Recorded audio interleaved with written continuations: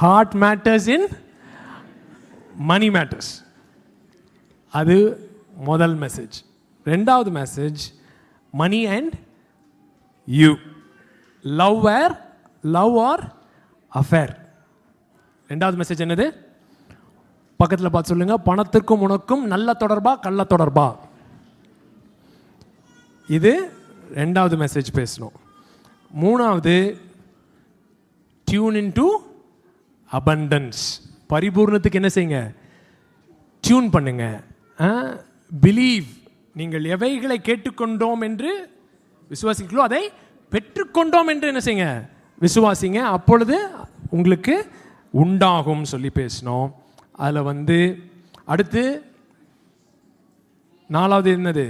Change your frequency அப்படி சொல்லி பேசணும். அந்த 7 C's. என்னடா 7 C's? 7 C's எனக்கு முட்டாய் அந்த மருந்து தான் தெரியும். 7 C's என்னது? Compare, complain, criticize, covet, concern, catastrophizing, commiserating. நான் கெட்டவாதே சொல்லி திட்டாங்க பார்க்குறேன். What are the 7 C's? compare, complain, criticize, covet, concern, catastrophizing, commiserating. So இந்த ஃப்ரீக்வன்சியில் என்ன செய்யாத? டியூன் ஆகி இருக்காத அப்படின்னு சொல்லி பேசணும். ஸோ அஞ்சாவது secret to receiving is to let go of attachment.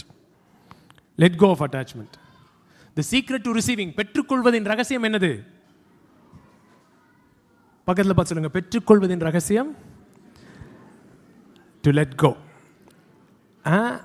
நீ ஒரு இதில் ரொம்ப அட்டாச்சாக இருந்தேன்னா, அது எப்படியாவது வேணும்னு சொல்லி இருந்தேன்னா, அது வரதுக்குரிய பிளாக்கு உன் வாழ்க்கையில் உண்டாயிட்டே இருக்கும். ஆண்டவருடைய குட்னஸை நம்பி அதை என்ன செய்ய? ஃப்ரீயாக பிடி. ரிலீஸ், லெட் கோ அப்படின்னு சொல்லி பேசணும்.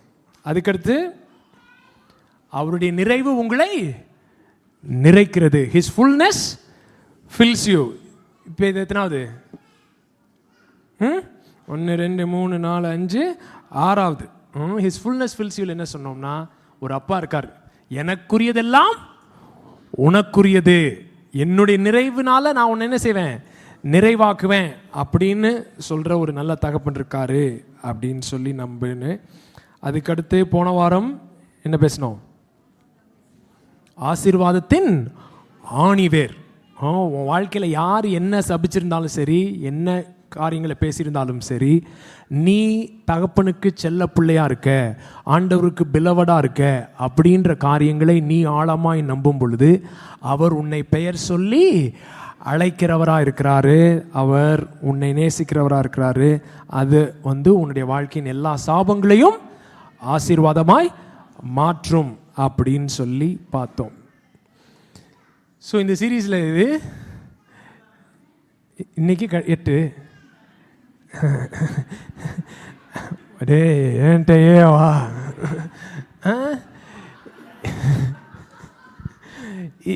இது இதோட 8வது மெசேஜ், கடைசி மெசேஜ் இந்த சீரீஸில்.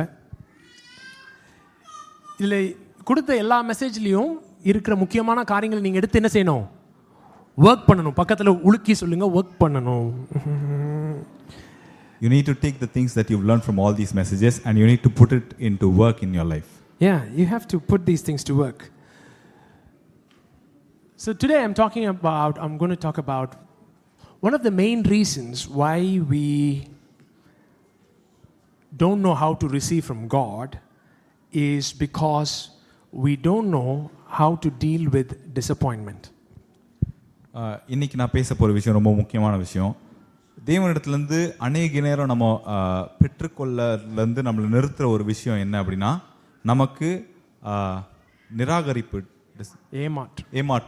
ஏமாற்றத்தை எப்படி கையாளணும்னு தெரியல. You believed God for something in your finances. உங்களுடைய பொருளாதாரத்தில் தேவன் ஏதோ ஒன்று செய்யணும்னு சொல்லி நீங்கள் விசுவாசிச்சீங்க.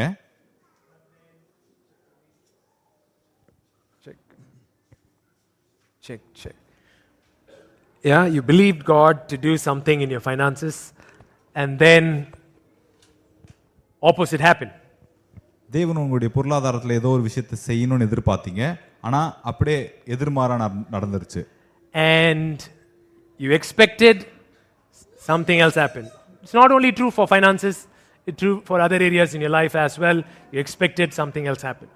நீங்க ஏதோ ஒன்று எதிர்பார்த்தீங்க, ஆனா வேற ஏதோ ஒன்று எதிர்மறையா நடந்துருச்சு. இது பொருளாதாரத்துக்கு மட்டும் இல்ல, நம்மளுடைய வாழ்க்கையில் அநேக விஷயங்களுக்கும் பொருந்துறதா இருக்கலாம். And when you're disappointed, and when you don't know how to process the disappointment, then that becomes a block for you to receive the blessing of God. உங்களுக்கு ஒரு ஏமாற்றம் நடந்து அந்த ஏமாற்றத்தை இன்னும் எப்படி உங்களுக்கு அதை கையாளணும் தெரியல அப்படின்னா, நீங்க இனிமே புதிதான காரியங்களை பெற்றுக்கொள்வதற்கு இது ஒரு தடையாக மாறுகிறது. How many of you been disappointed in life? எத்தனை பேர் உங்களுடைய வாழ்க்கையில ஏமாற்றம்ன்ற விஷயத்தை சந்திச்சிருக்கீங்க? Yeah. Right? There are different kinds of disappointments, right? You expected something, it didn't happen. பலவிதமான ஏமாற்றங்கள் இருக்கு இல்லையா? நீங்க எதிர்பார்த்தது ஒண்ணு, அது நடக்கல. Then you expected something, it happened, but it didn't happen the way you wanted it to happen, or it didn't satisfy you the way you thought it would satisfy you. நீங்க ஏதோ ஒரு எதிர்பார்த்தீங்க, அது நடந்துருச்சு. ஆனா நீங்க எப்படி அது நடக்கணும்னு எதிர்பார்த்தீங்களோ அப்படி நடக்கல, வேற ஏதோ ஒரு விதமா நடந்துச்சு. அதுல ஒரு ஏமாற்றம் உங்களுக்கு. Third category is you expected something to happen, opposite happened. மூணாவது கேட்டகரி என்ன அப்படின்னா, நீங்க ஏதோ ஒரு விஷயம் நடக்கணும்னு எதிர்பார்த்தீங்க, அப்படியே ஆப்போசிட்டா எதிர்மறையானது நடந்துருச்சு. கல்யாணம் நடக்கணும்னு நினைச்சீங்க, நடக்காமே இருந்தா அது பேரு ஃபர்ஸ்ட் கேட்டகரி. கல்யாணம் நடக்கணும்னு நினைச்சீங்க, கல்யாணம் ஆயிடுச்சு, இப்படி ஆயிடுச்சே அப்படின்னா செகண்ட் கேட்டகரி. கல்யாணம் ஆகணும்னு நினைச்சு ஆகவே இல்லையேப்பா, அது வேற ஆப்போசிட்ல போய் வேற எங்கிட்டோ போய் வேற எங்கிட்டாலாம் சொதப்பி வேற மாதிரி போனா அது மூணாவது category. Now you expected to, you wanted to get married and that never happened. That is the first category. You wanted to get married, you got married, and what you got is not what you expected and you're disappointed. Now that is the second category. And the third category, you wanted to get married and what happened in your life is something else altogether, that you are in entire opposite direction. வேலை வேணும்னு எதிர்பார்த்தீங்க, வேலை கிடைக்கல, அது முதல் category. வேலை வேணும்னு எதிர்பார்த்தீங்க, வேலை கிடைச்சிருச்சு, இந்த வேலை கிடைச்சதே, அது ரெண்டாவது category. You wanted a job, you did not get a job, that is first category. You wanted a job, you got a job, but that's not the job that you wanted, and you are disappointed saying this is not the job that I wanted. That's the second category. மூணாவது category, கடனே இல்லாம இருந்தேன், ஆனா இதை ஏதாவது பண்ணி இந்த business ஆரம்பிக்கணும்னு நினைச்சு இப்போ பயங்கர கடனுக்குள்ள போய் இருந்தேன், ஆப்போசிட் நடந்துச்சு. Now the third category is when people say I did not have any debt in my life, I thought I'll start a business and I do these things and it went into a loss and now you are in so much of debt. இப்படி பலவிதமான டிசப்பாயின்ட்மெண்ட்ஸ் வந்து நம்முடைய வாழ்க்கையில வந்துட்டே இருக்கு. Now this way a lot of disappointments keep on coming in our lives. இல்ல நிறைய நேரங்கள்ல நம்முடைய தீர்மானங்கள் இருக்குது. And a lot of times our decisions have to do something with this. தவறான தீர்மானங்கள் எடுத்திருக்கிறோம். A lot of wrong decisions we have taken. எத்தனை பேர் சொல்றீங்க, நிறைய ஏமாற்றங்கள்ல திரும்பி பார்க்கும்போது என்னுடைய தவறான தீர்மானங்கள் ஒரு ரோல் பிளே பண்ணிருக்குன்றத நான் கொஞ்ச நாள் கழிச்சாது நான் அதை என்ன செஞ்சேன், ஒத்துக்கிட்டேன்றவங்க மாத்திரம் சும்மா சுண்டு வரல மாத்திரம் லைட் ஆட்டி காட்டுங்க. Now how many of you say that when things became a disappointment in my life and I retrospected it, I was able to see that some of my wrong decisions have played a part in it that has contributed to it, and I've figured it out after at least some time. நீதிமொழிகள் 19ஆம் அதிகாரம் 3ஆம் வசனம் Passion Translationல, Proverbs chapter 19 verse 3 in Passion Translation. 19ஆம் அதிகாரம் 3ஆம் வசனம். Chapter 19 verse 3. மனுஷனுடைய மதியினம் அவன் வழியை தாறுமாறாக்கும் என்றாலும் அவன் மனம் கர்த்தருக்கு விரோதமாய் தாங்கள் அடையும். என்ன மாதிரி நானே வேணா ஞானம் தான்ப்பா சாலமன் எப்படி தெளிவா எழுதிட்டான் பாரு. மனுஷனுடைய மதியினம் அவனுடைய வழியை என்ன செய்யுமா, தாறுமாறாக்கும், அவனுடைய மனமோ கர்த்தருக்கு விரோதமாய் தாங்கள் அடையும். There are some people, சத்தமா படி, நான் மாத்தி எழுதுறேன், there are many people. சாலமனுக்கு தெரியாம போயிருச்சு. There are not some people. There are many people who ruin their own lives and then blame it all on God. You get disappointed, then you get offended with God. Say, why the hell did God do such a thing in my life? நீங்க ஏமாற்றம் அடைந்துறீங்க உங்க வாழ்க்கையில. அதுக்கு பிறகு தேவன் மேல மனத்தாங்கல் உங்களுக்கு வந்துருது. ஏன் தேவன் இப்படிப்பட்ட ஒரு விஷயத்தை என் வாழ்க்கையில செஞ்சாரு? Whenever you're disappointed, look at somebody, say, whenever you're disappointed, நீங்க எப்பலாம் ஏமாற்றம் அடைறீங்களோ, listen to what your heart is telling. உங்களுடைய இருதயம் என்ன சொல்லுது அப்படின்றத கவனமா கேளுங்க. இப்படி போதுன்னு வைங்க உங்களுடைய வாய்ஸ். தாடிக்காரன் டென்ஷனா இருக்கான் போல இருக்கு நம்ம மேல. ஒருத்தன் சொல்றாரு என்கிட்ட வந்து, டேய் தாடிக்காரன் ரொம்ப டென்ஷனா இருக்கான் போல இருக்கு என் மேல. இது ஆண்டவர் சொல்றாரு. Now one guy comes and tells me, the big bearded fellow is kind of angry on me, I guess. வச்சு செய்றான். He is just doing me so bad. இப்ப நான் இப்படி பேசுறத வேற கேட்டிருப்பான். Now he would have listened to what I am saying right now as well. இத வேற வச்சு செய்வான். Now he'll add it to the account and do it for me. So பக்கத்துல பார்த்து சொல்லு, நீ கும்பிடுறது தாடி வாளாவா அப்பாவா? Are you worshipping this big bearded guy up above, or are you worshipping your father? உங்க கூகுள்ல காட்னு போட்டீங்கன்னா ஒருத்தர் இப்படி இருப்பார் தாடி வச்சுக்கிட்டு. When you put God in Google, you might find in the images a big bearded, long bearded fellow. பாத்திருக்கீங்களா? அங்க ஆதாம் இந்த சைடுல இருந்து அப்படி ட்ரை பண்ணிட்டு இருப்பாரு. இந்த காட் வந்து இப்படி அப்படி இருப்பாரு. Adam will be trying to do something, reaching the fruit or something, and this big bearded God will be standing behind with his finger pointed. அந்த மாதிரி உங்க பிக்சர் இருக்குன்னு வைங்களேன். இப்போ ஒரு டயர் அப்படின்னு பங்க்சர் ஆச்சுனோடனே அப்படிதான் மேல பாக்குறீங்க. ஏதோ ஒண்ணு விளங்காம போயிருச்சுன்னா அடுத்த செகண்ட்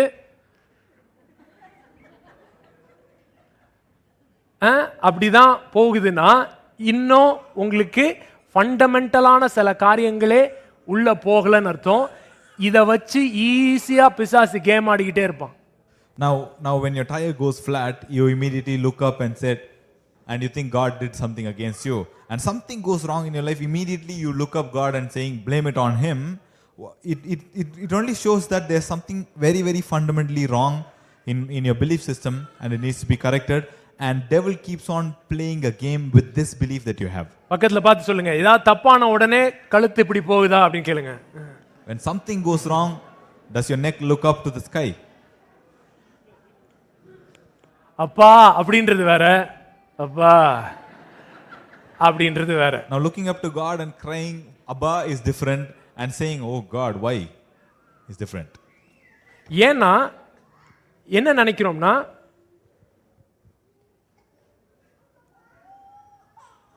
அவரு எல்லாம் லவ் பண்றேன் அப்படி இப்படின்னு சொல்லுவாரு. ஆனா அவருக்கு பிடிக்காம நீ கொஞ்சம் ஒரு மாதிரியே இருந்தேன்னா என்ன பண்ணிடுவாரு, கொஞ்சம் வச்சு செஞ்சு விட்டுருவாரு அப்படின்ற ஒரு நம்பிக்கை. Because what people believe is that this God will say he loves you, he cares for you, he's like a mother and everything, all of this stuff. But if you do him wrong, if you go against his rules or something like that, he will give it back to you. நம்ம Israelites வந்து இந்த மாதிரி தான் இருந்தானுங்க. Our Israelites was like this.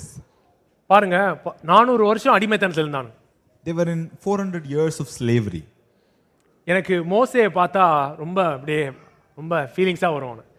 அவனை மாதிரி இந்த உலகத்துல பாடுபட்ட ஒரு மனுஷன் வேற யாரும் கிடையாது.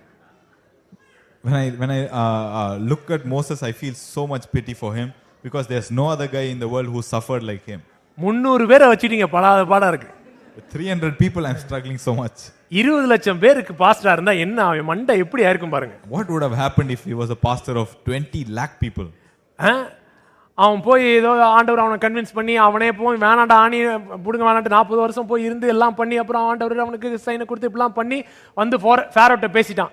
ஃபேரோட்ட பேசி முதல் சினாரியோ மக்கள்கிட்ட சொல்லிட்டான், நான் வெளியே கூட்டு போறேன், ஆண்டவர் பேசிட்டாரு, நம்ம வெளியே போறோம் அப்படிலாம் சொல்லிட்டான். ஜனங்களும் எக்ஸைட் ஆனாங்க. போய் ஃபேரோட்ட பேசிட்டு வந்தோடனே ஃபேரோ சொல்லிட்டான், என்னது விடணுமா, என்ன லூசு மாதிரி இருக்கேனே விட அப்படின்ட்டு அவனை கூப்பிட்டு இனிமேல் செங்கல் வைக்கோல் இல்லாம செய்யணும், அதே கேட்டகரி நம்பரை மாத்திரம் குறைச்சிடாத அப்படின்ட்டாங்க.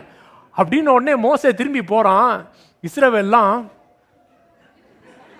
கேட்டானுங்களா, உன்னை யாராவது வந்து கேட்டானுங்களா எங்களை விடுதலையாக்குன்னு கூப்பிட்டானுங்களா, ஆண்டவர் சொன்னவர் ஊண்டவர் சொன்னார்னு ஒன்று அப்படின்னு சொல்லி பேச ஆரம்பிக்கிறாங்க. Now Moses went into the wilderness and he was living in the wilderness. God comes and speaks to him in the wilderness, convinces him to rescue the entire Israelites out of slavery and takes him back to Egypt. He goes to the Egyptians and tells them, God has sent me now to you so that I can rescue you from your slavery and bring you out of this Egypt. And they're all excited, and Moses is going and talking to the Pharaoh, and Pharaoh listens to his request. And Pharaoh listens to his request and he says, no, that is not going to happen. Why should I leave you? Do I look like a fool to you? And then as Moses goes back, the Pharaoh increases the workload for the Israelite slaves. And immediately all the Israelites are angry and at Moses. And he tells you have to do the category of bricks, but without the straw. You have to go. I was supplying straw. After Moses' intervention of redemption, the straw supply got cut. But the numbers shouldn't reduce. And at this point, the Israelite slaves are very angry at Moses, asking, who asked you to come? You said, God brought you this, God told this, and then you come and brought more problems into our lives. அப்ப அவங்க சொல்றாங்க, நீங்கள் பார்வோனின் கண்களுக்கு முன்பாகவும் அவருடைய ஊழியக்காரன் கண்களுக்கு முன்பாகவும் எங்கள் வாசனையை கெடுத்து எங்களை கொல்லும்படி அவர்கள் கையிலே பட்டயத்தை கொடுத்தது நிமித்தம் கர்த்தர் உங்களை பார்த்து நியாயம் தீர்க்க கடவர் அப்படின்னு சொல்லி மோசேயை பார்த்து சொல்லிட்டாங்க.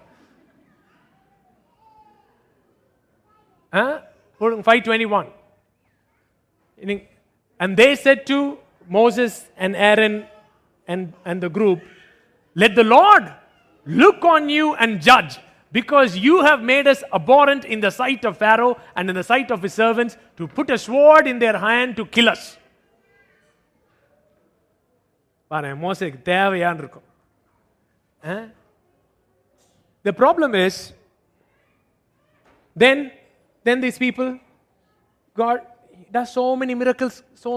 Finally they come out, they come to the Red Sea, and when the Red Sea happens, what do they tell?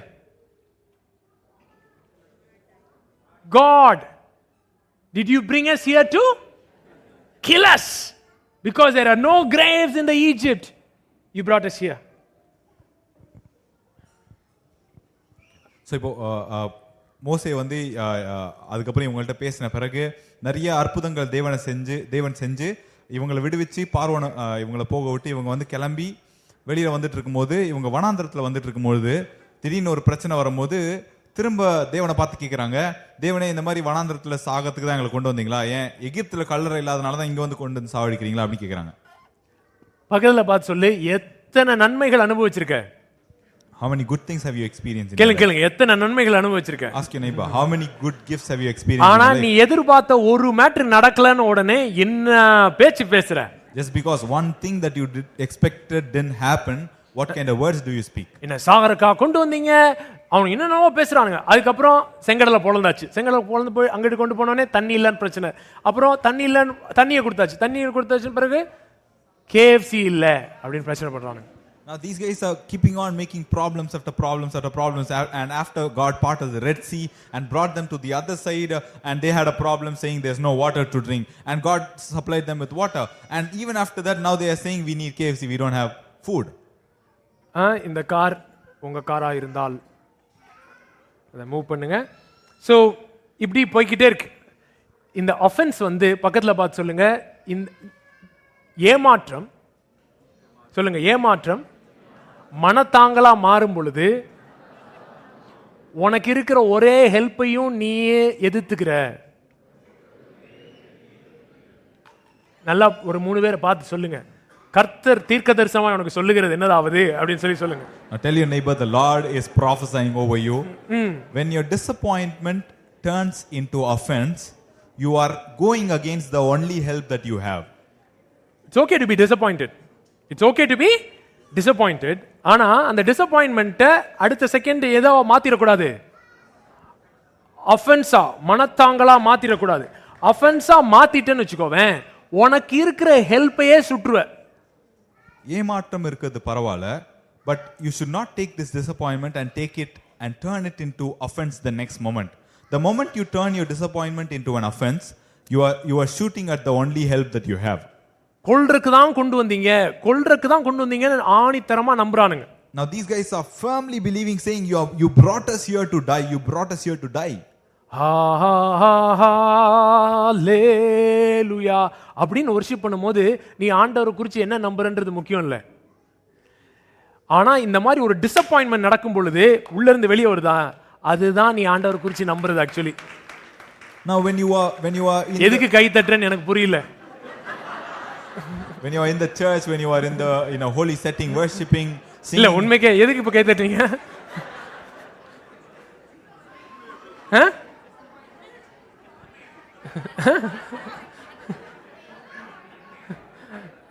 Disappoint ஆகும்போது தான் நீ என்ன ஆண்டவர் குறித்து உண்மையா நம்புற.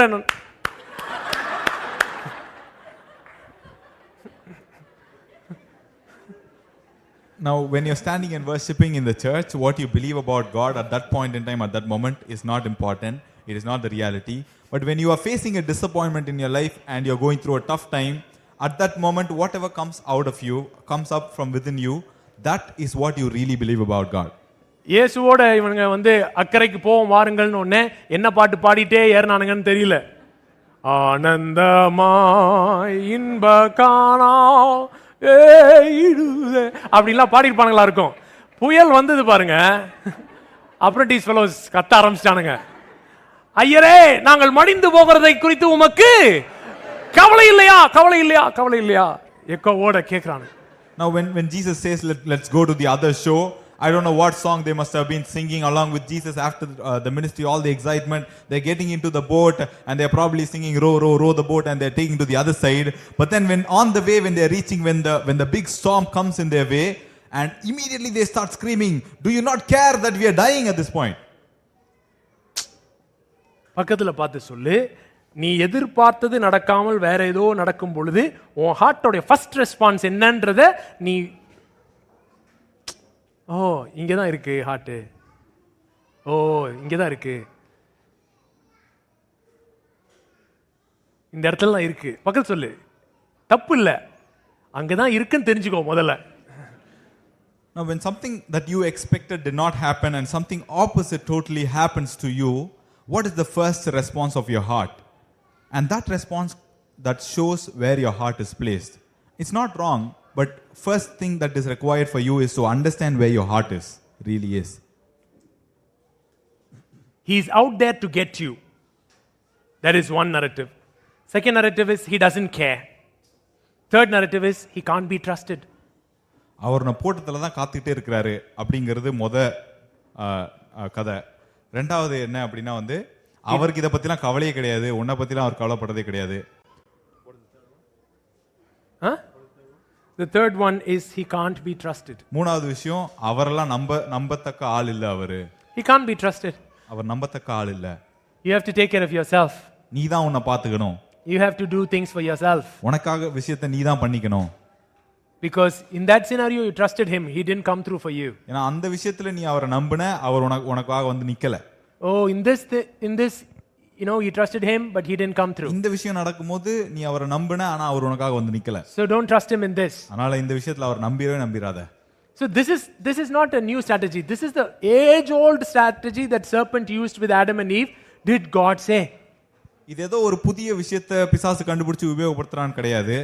காலங்காலமா இதான் பண்ணிட்டு இருக்கான். ஆதாம் ஏவாள்ட்ட ஆரம்பிச்சது இது.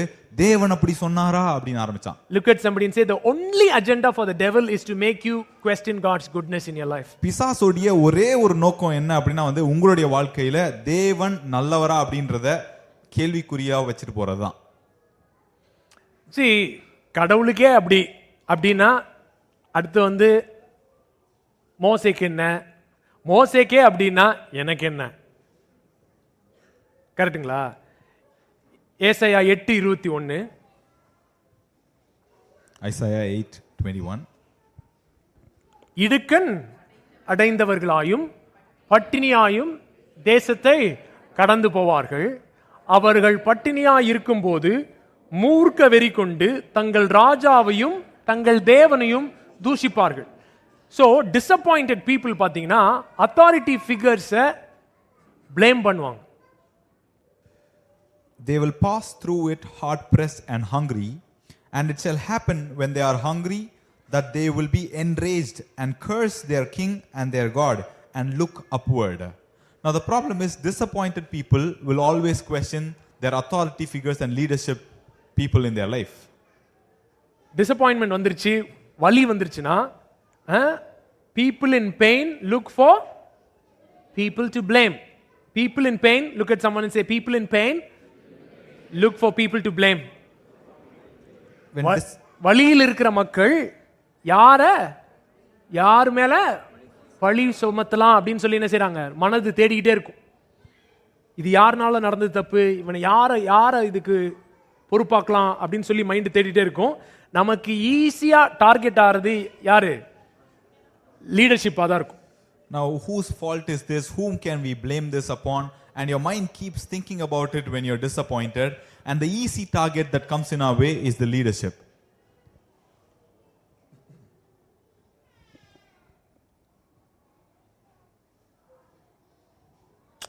இது ரொம்ப என்ன சொல்ல,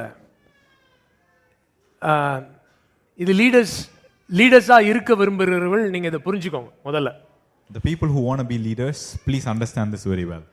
நிறைய பேர் என்ன லீடரா போடலன்னு இருக்கானுங்க. A lot of people are crying out saying, you didn't make me a leader, you didn't make me a leader. பக்கத்துல பார்த்து லீடரா இருக்க விரும்புறியா? Do you want to be a leader? அப்படின்னு சொல்லிட்டு அவன் பின்னாடி பாரு. Then look behind him. பின்னாடி பார்த்துட்டு சொல்லு, பின் விளைவுகள் நிறைய இருக்கும்னு. என்ன விளைவுகள்? பின் விளைவுகள் நிறைய இருக்கும். You will have a lot of consequences. ஏகப்பட்ட பின் விளையும்.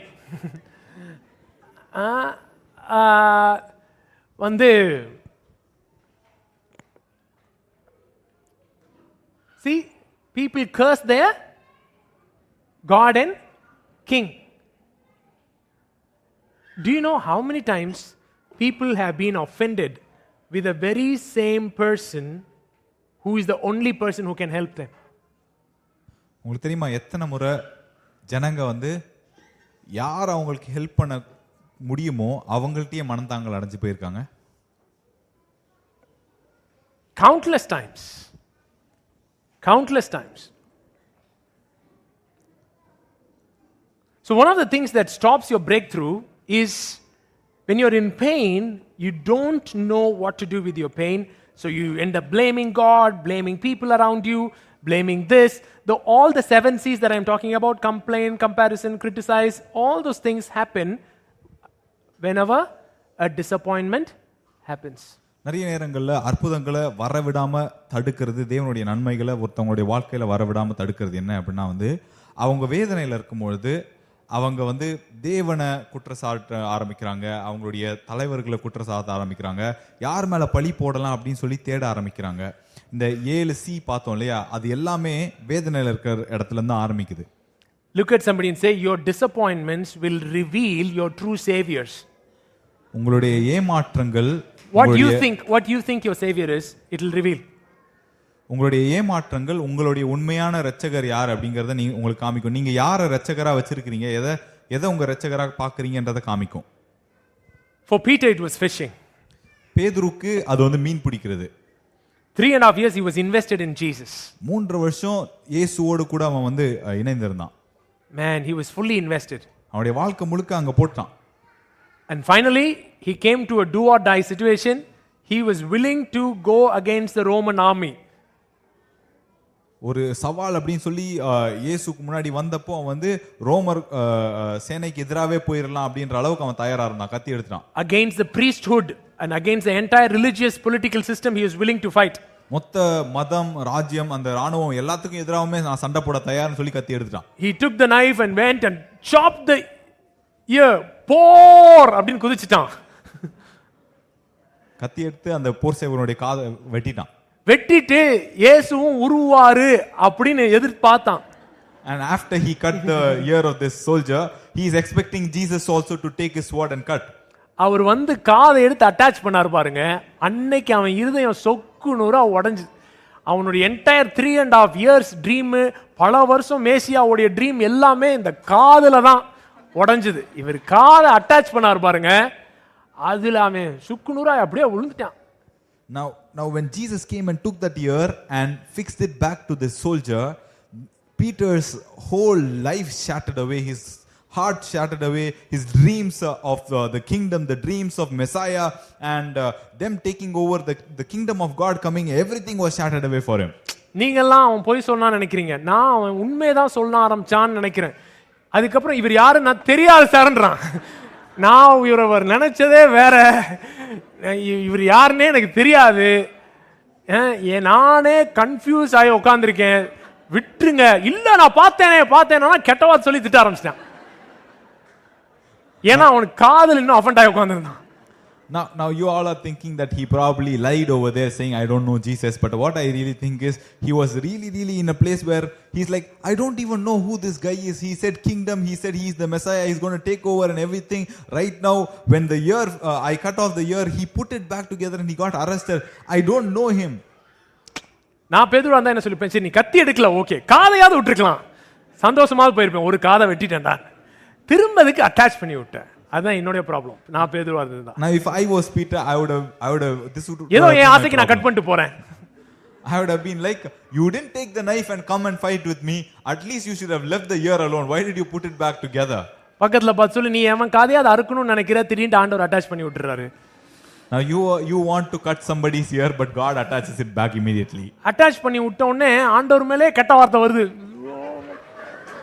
Now the moment God attaches the ear back, immediately you are enraged and you are scolding, you are cursing God out. கெட்ட வார்த்தை சொல்லி சபிக்கவும் தொடங்கினான். And he also started cursing out. So அதுக்கப்புறமும் திரும்ப உயிரோட வந்துடுறாரு, காட்டுறாரு, மறைகிறாரு, காட்டுறாரு, மறைகிறாரு. இவன் பார்த்தான், நான் எங்க போறேன், மீன்பிடிக்க போறேன். Now Jesus comes back alive. He shows him his wounds, he shows him who he is, and then he disappears, comes back again, shows himself. Now at this point he is like, I'm done, let me go back to my fishing. இல்ல என்னன்னா உயிரோட வந்து பேசாம போயிருக்கலாம், இடையில வந்துட்டு. இதுதான் நம்ம ஆண்டவர்கிட்ட விடவும் மாட்டாரு. இடையில நீ சரி வேணாம் அப்படின்னு இருக்கும்போது ஒரு தீர்க்கதரிசி வருவான், வந்து சொல்லிட்டு போ, சரி வேணாம், ஆணியே வேணாம், நான் பேசாம நான் இருக்கேங்க அப்படின்னா திரும்ப வந்து. Now this is the thing with God. He doesn't leave you alone either. Now he keeps coming and showing himself. When you will be like, oh man, I'm so done with it, I don't want any part of it anymore, a prophet will come and speak to you. And again you're going back to the same place, something else will happen. He shows up again and again. ஏன் அது வலிக்குது அப்படின்னா, நீ disappoint ஆயிட்டு ஒரு particular பார்ட்ல என்ன வந்துருவேன்னா, டிசப்பாயின்மெண்டே உன்னுடைய சேஃப் பிளேஸா மாறிடும். Now why is it painful? Because when God shows up, you become disappointed again and again, time and again, that you come to a place that disappointment itself becomes your safe place where you live. இப்படி போய் உட்கார்ந்துக்குவே. You'll go and end up sitting there. இனிமேல எவனாவது வா prophecy கிஃபிசின்னு. Now anybody come prophecy or say something to me. வாக்குத்தத்தம், ஆசீர்வாதம், பக்கவாதம் ஏதாவது வா. Come saying promise, blessing and all of these things. வந்து பாரு எவனாவது. Come this side, let me see. Disappointment becomes your safe place. ஏமாற்றம் உங்களுடைய பாதுகாப்பான இடமா மாறிடும். A guy was waiting at Bethesda for 38 years. ஒருத்தன் பெதஸ்தா குளத்துக்கு பக்கத்துல 38 வருஷமா காத்துக்கிட்டு இருந்தான். அவன் இப்படின்றவங்கள குதிச்சிருவான் அவன ஒருத்தன். Before he moves his finger, somebody would have jumped him out. அவனும் இப்படி தேய்ச்சி எட்ஜுக்கு வந்துட்டான். This guy moved and came to the edge. அதே 38 வருஷம் ஆயி போச்சு. Now that itself took 38 years now. எவனாவது குதிச்சிட்டே இருக்கான். Somebody else is jumping in when the angel stirs up. கடைசில 38 வருஷம் கழிச்சு எட்ஜ்ல வந்துட்டு நான் இனிமேல ட்ரையே பண்ண மாட்டேன்னு உட்கார்ந்துட்டான். After 38 years he comes to the edge and he's like, I don't even want to try at this point in time. வேண்டவே வேண்டாம். I don't even need it.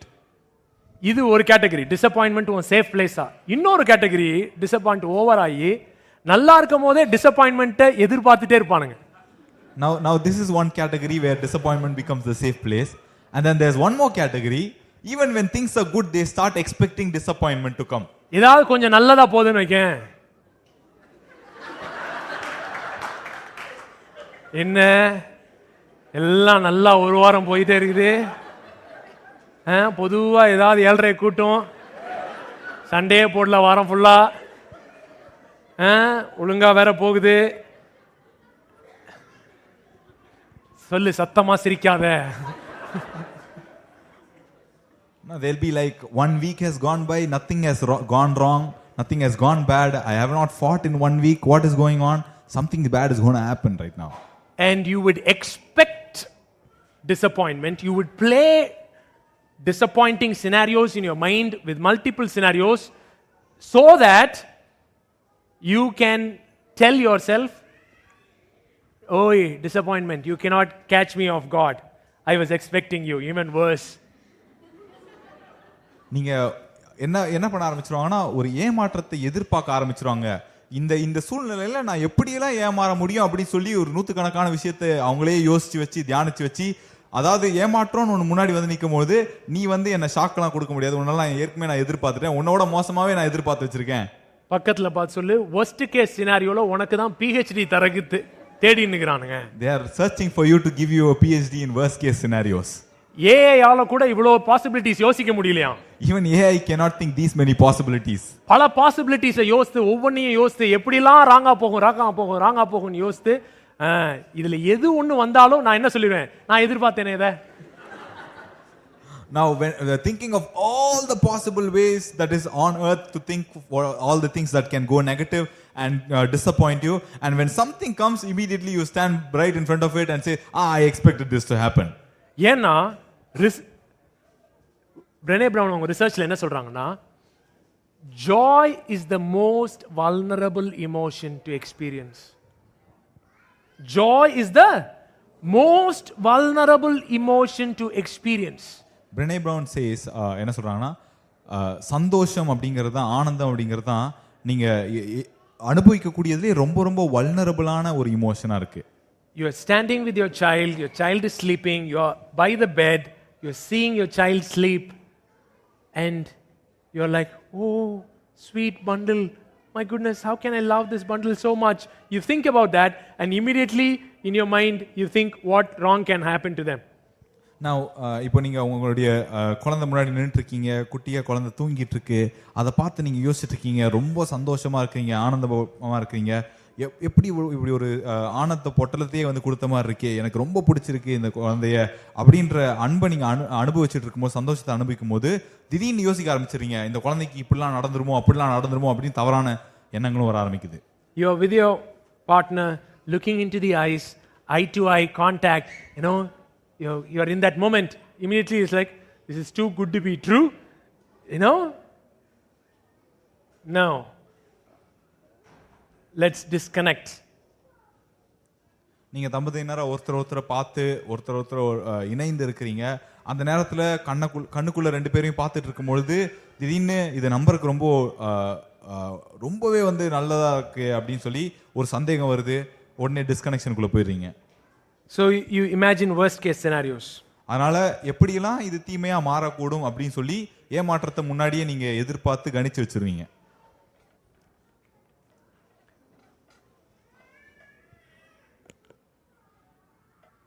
When Jesus steps in, இயேசு உள்ள வரும்போது, listen carefully, this is the message. இது கவனமா கேளுங்க, இதுதான் செய்தி. Disappointments happen. ஏமாற்றங்கள் நடக்கும். So many things happen. நிறைய விஷயங்கள் நடக்குது. But when Jesus steps in, before he grants you the breakthrough, he first deals with the disappointment. ஆனா இயேசு வரும்பொழுது அவர் உங்களுடைய விடுதலையை தருவதற்கு முன்பதாக உங்களுடைய ஏமாற்றத்தை கையாள உதவி செய்வார். If Jesus has the power to raise Lazarus from the dead, won't he know prophetically where Lazarus is buried?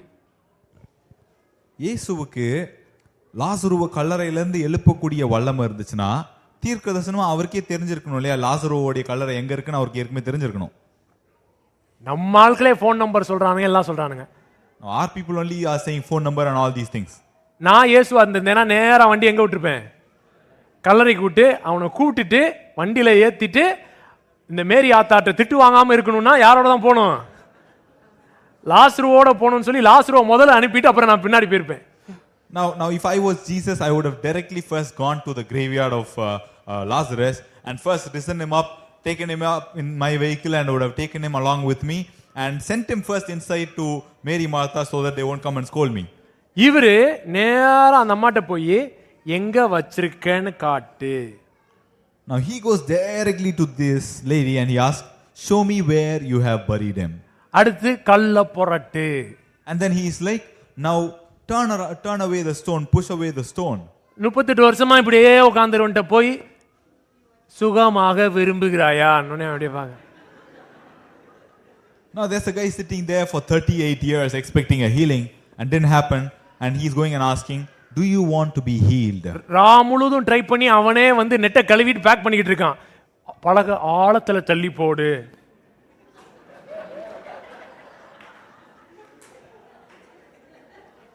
Night ஃபுல்லா ட்ரை பண்ணிருக்கேன், தெரியுது, ஆழத்துல தள்ளி போடுன்றாரு. Now this guy has tried everything the entire night to catch a fish, and he's not able to do that, and he's now cleaning his nets, and Jesus comes and telling, go to the deep and put your net. And this guy is like, I've tried this entire night. And he's like, yeah, go to the deep and pour. அவனுக்கு பிடிக்காதே இந்த படுக்கை தான். இந்த படுக்கையை தவிர வேற எதுவுமே அவன் வாழ்க்கையில பார்த்ததே இல்லை. படுக்கையில தான் stuck ஆயிருக்கான். Now this guy is stuck to his bed for many years, and he's not seen anything apart from this bed throughout his life. இப்ப அவர் வந்து ஜீபு இப்ப படுக்கை எடுத்துக்கு போனா எவனாலும் பண்ணிருப்பான். வந்துட்டு சுகமாக விரும்புகிறாயா, அவனே சொல்றான், யா 38 வருஷம் அப்படிலாம் இல்ல, நீ படுக்கை எடுத்துட்டு நட அப்படின்னா அவன் என்ன யோசிச்சிருப்பான்? Now this guy is sitting there and all that he's seen is his bed, and Jesus comes to him. He didn't do any sort of magic or anything. He didn't cast a spell or anything. He directly comes and asks, do you want to be healed? And then he says, take your bed and walk. Chris அஜியோட testimony எத்தனை பேர் கேட்டீங்கன்னு தெரியல. I don't know how many of you heard Chris and Aji's testimony. யாராவது prophecy அனுப்பிட்டே இருப்பானுங்களாம், நான் உங்களை பிரெக்னெண்டா பார்க்கறேன்னு. அது அந்த prophecy வந்த உடனே அடுத்த நாள் வந்து அதுக்கு பீரியட்ஸ் வந்துருமா. அதனால அடுத்து ப்ராஃபஸி வந்தாலே அனுப்பிட்டானுங்கடா, அனுப்பாதீங்கடா, நீங்க அனுப்புனாலே அடுத்து பீரியட் வந்துடுறா, வேணாண்டா அப்படின்ற மாதிரி அவனுங்க ஆயிட்டானுங்க. Now, someone would come and keep on prophesying to her, saying time and again, saying, I see you pregnant. And when the prophecy comes, immediately the next day periods will come, and she, after one point, she got to a place where like, don't even come with the prophecy, immediately the periods will follow. பக்கத்துல பார்த்து சொல்லு, ஆண்டவர் உனக்கு break through கொடுக்கணும்ன்றத காட்டிலும் உன் டிசப்பாயின்மெண்ட்டை முதல்ல deal பண்ணணும்னு நினைக்கிறாரு. Now, more than God giving you the breakthrough, God wants to first deal with the disappointment that you have. உன் ஹார்ட்ல இருக்கிற அஃபென்ஸை டீல் பண்ணணும்னு நினைக்கிறாரு. He wants to deal with the offense that you have in your heart. ஓ, என்ன பழி வாங்கிட்டாரு, என்ன வச்சு செஞ்சிட்டாரு, நான் பண்ண பாவத்துக்கு பண்ணிட்டாரு, என்னென்னலாம் ராங் பிலீஃப்ஸ் நீ ஆண்டவரை பத்தி நினைச்சிருக்கிறியோ அதெல்லாம் வெளியே வச்சு அதை அட்ரஸ் பண்ணுவார். He has taken revenge on me, and God did me wrong, and all of these thoughts, all of the bad beliefs that you have written down in your heart, he wants to address it first. I guess, can you what I'm saying? அருமையா lyrics எழுதியிருந்தான் இந்த மகா பெரியவர் பாட்டு. நல்லா இருந்துச்சுங்களா? நம்ம வினோஜான் தான் எழுதியிருக்கான். அதில் ஒரு ஸ்டான்ஸா எழுதியிருந்தான், இருதயத்தின் காயங்கள் இசைந்தாலே ஆற்றிடுவார். பாருங்களேன், இதயத்தின் ஆழத்தில் இருக்கும் காயங்களை இசைந்தாலே ஆற்றிடுவார், வடுவில்லாமல் துடைத்துவார்.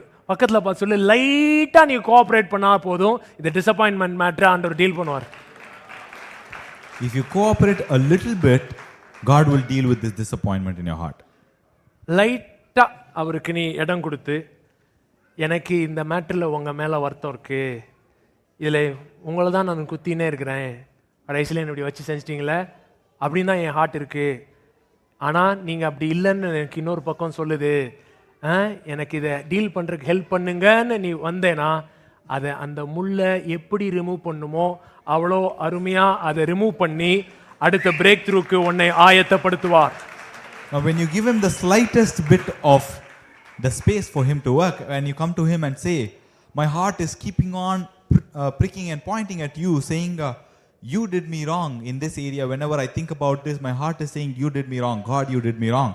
And on the other hand, there's also this part of my heart which says, no, God is good. He doesn't do these things to me. And why don't you help me with this? When you come with this, when give him the slightest bit of the way for him to work in your heart, he will work with you and remove the thorn from out of your heart and prepare you for your next breakthrough. Very important, very urgent, not important but urgent அப்படி இந்த மாதிரி 4 quadrant சொல்லுவாங்கல்ல, நீங்கள் organise பண்ணுறது. அந்த மாதிரி டிசப்பாயின்மெண்ட்டுக்கு ஒரு quadrant இருக்கு. Now when you're organizing, they say a quadrant saying very important, not urgent, not important but very urgent, and things like that. And the same way, there is a quadrant for disappointment as well to handle it. Low involvement, சொல்லுங்க, low involvement, low attachment. Low involvement, high attachment. அப்புறம் high involvement, low attachment. அப்புறம் high involvement, high attachment. என்னன்னது 4 quadrant? Low involvement, low attachment, இன்னொன்று low involvement, high attachment. ஒவ்வொன்றா சொல்கிறேன். Low involvement, low அட்டாச்மெண்ட்னா என்னன்னா இதுதான். Low involvement, low attachment. என்ன விட்டுருப்பா, என்னெல்லாம் எதுலையும் இன்வால்வ்லாம் பண்ண சொல்லாத, வேணாம், என்ன ஒரு ஆணியும் பிடுங்க வேணாம், விட்டுரு, நான் இருக்கிறதே மறந்துடுது அப்படின்றது தான் low involvement, low attachment. Now this is low involvement, low attachment when you go into hiding and says, oh please don't involve me in any of these things, I don't want to be a part of any of these things, just think that I'm not even a part, consider it that I'm not even there. Low involvement, high attachment யாருன்னா, அவனுக்கு ஆசை இச்சைகள்லாம் பயங்கரமாக இருக்கும். அவன்கிட்ட போய் பேசுனீங்கன்னா எப்பயுமே ட்ரீம்ஸ்லாம் பயங்கரமாக இருக்கும். ஆனால் வாழ்க்கையில் என்னடா அது குறித்து ஏதாவது பண்ணுறியா அப்படின்னா எதுவுமே பண்ணவே மாட்டான். லோ இன்வால்வ்மெண்ட்டு, ஆனால் அவுட்கமோட பயங்கர attachment. Now when you say low involvement and high attachment, these guys will have their dreams will be so big about their life, their desires that they have will be so crazy about it, and they will have all these big dreams, but when you ask him, what did you do about this, did you do something in your life to accomplish this, he'll be like, no, I've not done anything. Mister தமிழ்நாடா நான் வரணும்னு நினைக்கிறேன்வா. He'll be like, I want to become Mr. Tamil Nadu. ஜிம்முக்கு போறியான்னு கேட்டால் burger king போறேன்வா. If you ask him, did you go to the gym, he'll be like, I'm going to Burger King now. Low involvement ஆனால் high attachment with the output. புரியுதுங்களா இல்லையா? சரிங்களா? சில பேர் கல்யாணம் ஆகணும்னு வானுங்க, ஆனால் யாருக்கிட்டையும் பேசவே மாட்டாங்க. மனுஷரை பார்த்தால் மனுஷர் அண்டா மலைக்குரங்கு மாதிரி இருப்பானுங்க. மனுஷர் அண்டா மலைக்குரங்கு மாதிரி இருந்துன்னு, ஆனால் அவனுடைய ட்ரீம் என்னவா தான் இருக்கும்? மேரேஜ் ஆகணும். மேரேஜுக்கு ஹை அட்டாச்மெண்ட்டு, ஆனால் அதில் எல்லாத்துலேயும் low involvement. Now there will be some people who will be like, I want to get married, their heart will be beating all for it, but there will be an antisocial element, they'll not even want to attach with anybody, not even talk to anybody, they'll live in one unapproachable light in one another corner of the earth, but all their dreams and desires will be, I want to get married, They have huge attachment towards their goal, but they have very low involvement, they don't do anything about it. High involvement, high attachment. அவன் பார்த்தீங்கன்னா இந்த business நான் பண்ணி ஆகணும் அப்படின்ட்டு involve பண்ணுறேன் பாடுறான்ட்டு எங்கே போய் கடனை வாங்கி அங்கே போய் கடனை வாங்கி ஆப்பை வந்து கிளிக் பண்ணி ஆண்டர் சுத்தமான நான் கிளிக் பண்ணுவேன் வரும் அப்படின்னு பண்ணி இதை பண்ணி பயங்கர involvement, high attachment. Now when this comes to high involvement and high attachment, this guy will be like, I'm going to do this business, I'm going to do whatever it takes, and then he'll be like, he'll go get debt from here and there, and then he'll apply for loans and credit cards and everything, put everything into it, and then be affected by it. That is high involvement and high attachment. பக்கத்துல பார்த்து சொல்லு, ரெஸ்ட்ல வாழ்ற வாழ்க்கை high involvement, low attachment. Now the life of rest is high involvement and low attachment. High involvement ஆனா low attachment. நல்லா போய் செய்வ, ஆனால் உன் ஹார்ட் வந்து அந்த அவுட்கம்ல அட்டாச்சாக இருக்காது, ஆண்டவருடைய குட்னஸ்ல அட்டாச்சாக இருக்கும். Now you will go and do everything there, you will put everything into it, but the heart is not attached to the outcome, but your heart is attached to the goodness of God. நீ போய் செய்யறத செய்வ, கல்ல எரியறது எரிவ, ஆனா அந்த அவுட்கம்ல நீ அட்டாச்சா இருக்க மாட்ட. ஆண்டவர் என் கூட இருக்கிறாருன்றதுல அட்டாச்சா இருப்ப. அதுதான் தாவீது. High involvement. சால் வந்து உள்ள இருந்துக்கிட்டு லோ இன்வால்வ்மெண்ட், ஹை அட்டாச்மெண்ட். கோலியாத்த ஏதாவது பண்ணணும் பண்ணணும் பண்ணணும், என்னப்பா வெளியில காய்ச்சல் அடிக்குதான் பாருங்க அப்படின்னு உட்காந்துக்கிறேன். Now, when you see David and Saul is like low involvement and high attachment. He is like, I want to do something to Goliath. I want to defeat their army and do something. I want to win this war and all these things. But he is sitting inside his tent and he is shaking over there. He's not able to take any action. That is low involvement and high attachment. On the other hand, David is doing his full. Whatever he can do, that is high involvement. He is throwing the stone and he is expecting God to do something. He is not expecting the outcome. He is not attaching his heart to the outcome. The secret to receive is to let go of the attachment. The secret to receive is to let go of the attachment ன்னு சொல்றதுனால இன்வால்வே பண்ணாதன்னு சொல்ல. Involve பண்ணு, செய்யறத செய்ய, ஆனா எதோட அட்டாச்டா இருக்காத, அவுட்கமோட அட்டாச்டா இருக்காத.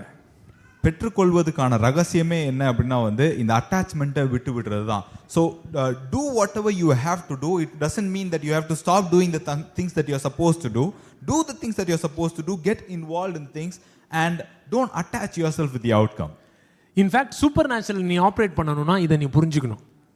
If you want to operate in the supernatural, you need to understand this. பக்கத்துல பா சொல்லு, high involvement, low attachment. High involvement, low attachment. இதுதான் ராம்பாபோனனோட secret. This is Rambabona's secret. Prasad சொல்றான், தூத்துக்குடியில வச்சு அவர் ஒருத்தர் எழுப்பி விட்டு, நீ புல்லட் வச்சிருக்கிற, உன் புல்லட்டோட வண்டி டிஎன் அப்படின்னு அவன் சொல்றான், அண்ணே நீங்க டிஎன் ஒன்னு எனக்கு வேர்க்குதுன்னு. Now Prasad was saying, Rambabona was like prophesying to someone, got somebody up and he started saying your bullet is standing outside and the number of this vehicle is TN, and he was like, the moment you say TN, I'm starting to sweat here. நான் first time அவரை கார்னியால ஸ்டேஜில் பார்க்கும்போது அப்படிதான். அவர் ஸ்டேஜில் வந்து கூட்டி விட்டாரு ஒரு வீல் சேரில் ஒருத்தனை. அவன் எந்திரிக்கல அப்படின்னா நான் வந்து மினிஸ்ட்ரியே பண்ண மாட்டேன் அப்படின்றாரு. Now when I first met him in Karunya, he was ministering and I was standing there volunteering. So he calls a person in a wheelchair and tells him, bring him forward. Now if he doesn't get up out of this wheelchair and walk, I will quit ministry entirely, he is saying. பாருங்க, நிறைய காது கேட்காம கூப்பிட்டு ஃப்ரண்ட்ல வச்சிருந்தாரு. A lot of people who were deaf, he called them in the front and made them stand. 1 2 3 ன்னு சொல்வேன், உங்க காதெல்லாம் கேட்கும்னாரு. He said, I'll say 1 2 3 and all your ears will be opened. அப்படினு சொன்னனே நிறைய பேர் காது கேட்டுச்சு. And when he said that, many people's ears were opened. ஆனா சில பேர் காது கேட்கல. But some people's ears were not opened yet. எது நடக்கலையோ அதுல இவர் கான்சன்ட்ரேட் பண்ணல. He didn't put his attention and focus on what the things that didn't happen. எது நடந்ததோ அதை செலிப்ரேட் பண்ணிட்டு இருக்கான். He started celebrating those things that happened. புரியுதா? அந்த பிரஷர் சொல்லு, பிரஷரை ஓ மேல எடுத்துக்காத. Don't take the pressure on you. Don't be attached to outcomes. உங்களுடைய விளைவுகளுக்கு அவ்வளவு அட்டாச்சா இருக்காதீங்க. Don't be attached to outcomes. உங்களுடைய விளைவுகளுக்கு அட்டாச் பண்ணி இருக்காதீங்க. நான் தான் சென்னிட்ட சொல்லிட்டு இருந்தேன், ட்ராவல் பண்ணும்போது ஒரு 2 வாரத்துக்கு முன்னாடி நான் இங்கே இருக்கும்போது ஒரு அப்படியே ஸ்ட்ராங், எனக்கு அந்த மாதிரி இதுக்கு முன்னாடி நேம் காலிங் அப்படிலாம் நான் பெருசாக வந்ததில்லை. பயங்கர அப்படியே உள்ளேருந்து வருது, ஷாலினின்னு யாரோ இருக்கீங்க ஆனால் உங்களை ஷாலுன்னு கூப்பிடுவாங்க அப்படின்ட்டு. அப்படி வந்தது பாருங்க, வந்த உடனே இருதயமே படபட படபடன்றுச்சு. அதனால சொல்லவே இல்லை. ஸோ டென்னிட்ட சொல்லிட்டு இருந்தேன், என்னடா நேம் காலிங்லாம் எப்படிடா பண்ணுறீங்க, ஏதோ வந்தாலே படபட படபடந்து,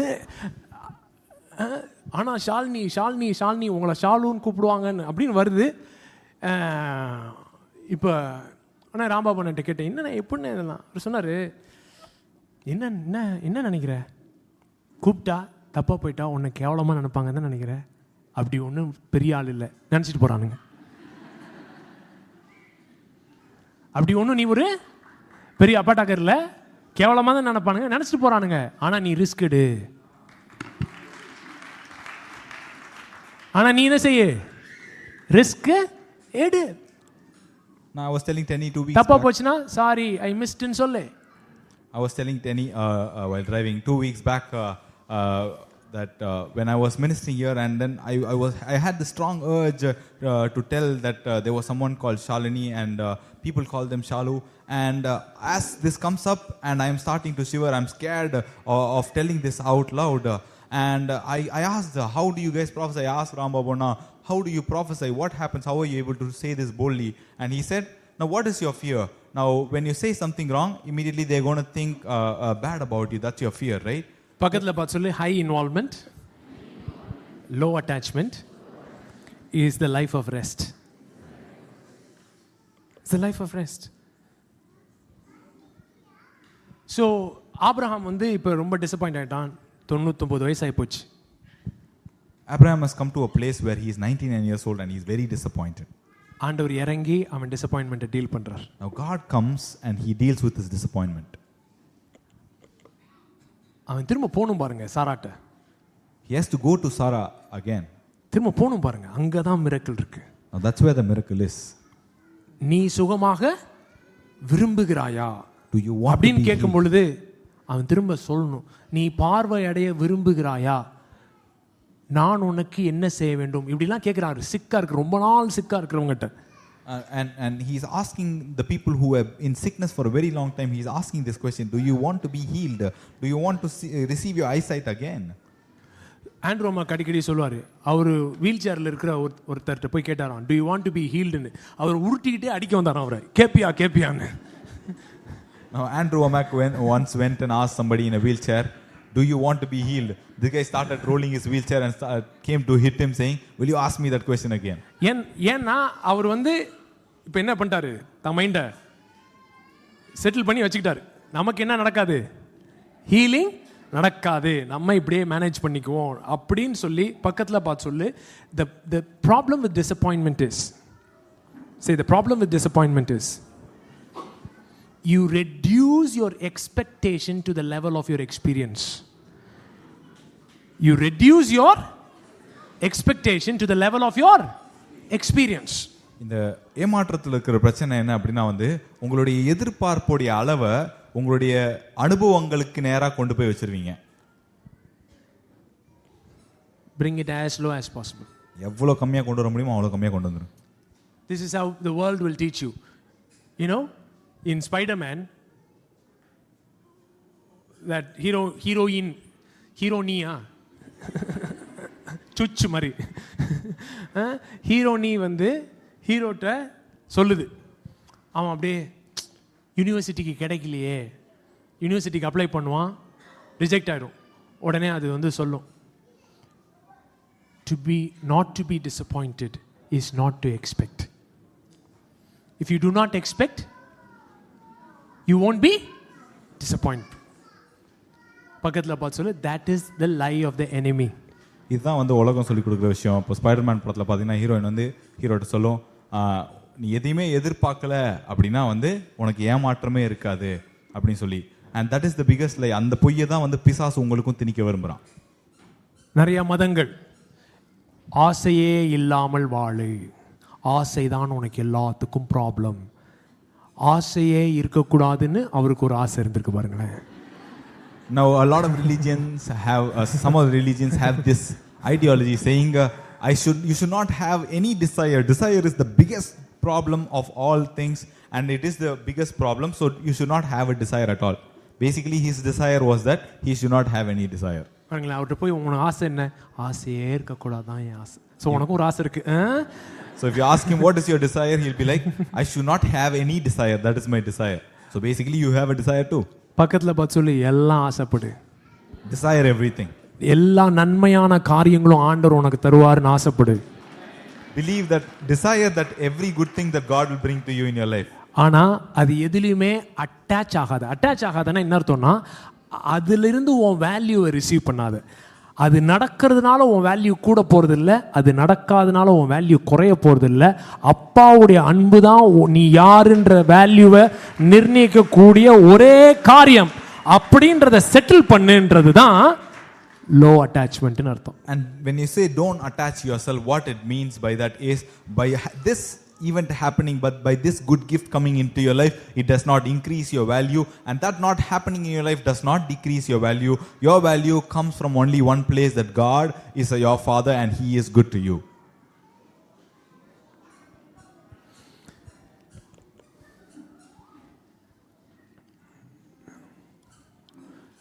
தாவீது ஒரு தடவை பெரிய டிசப்பாயின்மெண்ட்குள்ளே போயிட்டான். David once goes into this huge disappointment, அவன் கூட இருக்கிற ஃப்ரெண்ட்ஸும் disappointed. and even his friends are disappointed, so அவங்க எல்லாரும் சொல்கிறானுங்க, இவனை கொன்னுட்டா சரியாயிரும். and all of them are saying, if we kill this guy, then it's enough. யோசுவா காலேபை பற்றி சொல்கிறாங்க, இவனுங்க 2 பேரும் கல்லெறிஞ்சு கொண்டுட்டோன்னு வச்சுக்கோமே, எல்லா ப்ராப்ளமும் சால்வ் ஆயிரும். They're talking about Joshua and Caleb. They're saying, if we kill these two with stones, every problem is sorted. டிசப்பாயிண்டட்லேயே settle ஆனவனுங்கிட்ட போய் ஹோப் பேசுகிறவனுங்க அவ்வளோ இரிட்டேட் பண்ணுது அவனுங்களை. Now the people who are settled in disappointment, to them when people who speak hope comes, they are so irritated, annoyed by them. So அந்த நம்பிக்கைக்குரிய சத்தத்தை அழிக்கணும்னு நினைக்கிற பிசாசு தான் டிசப்பாயின்மெண்ட்டின் ஆவியே. Now the devil that is trying to kill the voice of hope is the spirit of disappointment. பக்கத்தில் பார்த்து சொல்லு, உன்னுடைய நம்பிக்கையின் சத்தம் ஒருபோதும் ஒழியாமல் இருப்பதாக. Let the sound of hope, let the voice of hope never be shut down in your life. ஒரு வசனத்தை சொல்லி முடிக்கலாம். ரோமன்ஸ் 5:5. ரோமர் 5:5. Now hope does not disappoint, because whatever you expect will come to pass. No. That's not how hope does not disappoint. Now the hope does not disappoint because the love of the Father has been poured out in our hearts by the Holy Spirit who was given to us. Read it out loud. And this hope is not a disappointing fantasy. No. This is not a God trying to show you, come and keep disappointing you. It's not a fantasy. It's not a disappointing fantasy, because we can now experience the endless love of our Father cascading into our hearts through the Holy Spirit who lives in us. Through the Holy Spirit who lives in us.